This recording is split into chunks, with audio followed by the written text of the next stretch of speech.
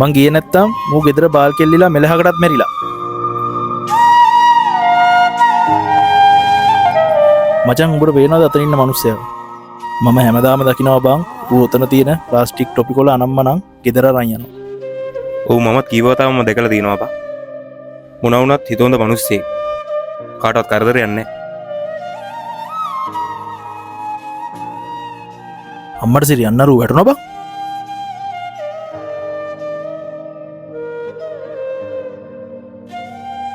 අවුලක් නෑ නේද? අවුලක් නෑ මල්ලි. කකුල කැල්ල තියෙන්නේ. ප්ලේට් දාලා මට මේ කකුල වැඩිය දැනෙන්නේ.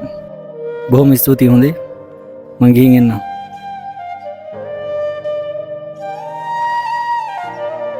උඹට පිස්සු ඇදිලාද කියපන්කෝ? උඹේ ජීවිතෙත් එක්ක බලද්දි ඒකේ කවුද බං?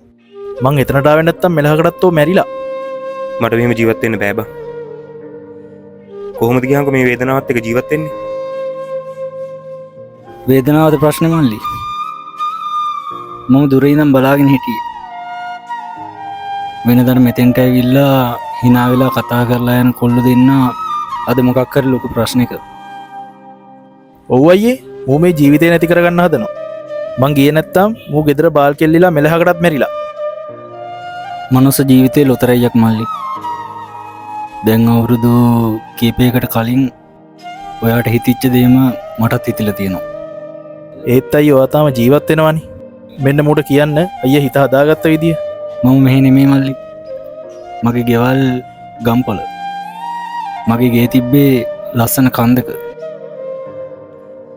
එදා මට මතකයි මොර සූරන වැස්ස. ලොකු සද්දයක් එක්ක මගේ ගේ කඩාගෙන ගියා. ඒ කිව්වේ කොහොමද ගේ කඩාගෙන වැටෙන්නේ වැස්සට? මගේ ගේ නාය ගියා මල්ලි. නාය යන්න කලින් මං ගොඩක් සතුටින් හිටියේ. ඒත් ඒ සතුට නැති වෙන්න තප්පරයක්වත් ගියේ නෑ.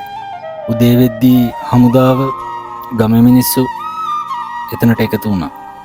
මගේ මේ කරෙන් පහල ඔක්කොම පස්වලට යට වෙලා තිබ්බේ. ගලකට අහු වෙලා මගේ මේ කකුල කැඩිලා තිබ්බේ. මට ඒ කකුල දැනුන්නේ නෑ.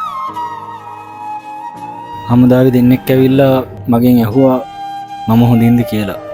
ඒත් මම කටින් වචන පිට උනේ නෑ මල්ලි. දෙයියනේ කොහොම වචනෙන් නැද අයියේ ඔය වගේ අනතුරක් වුණාම?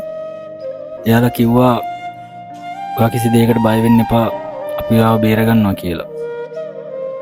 ඒත් ඒ වෙලාවේ මගේ කටින් පිට උනේ මාව බේරගන්න එපා කියලා.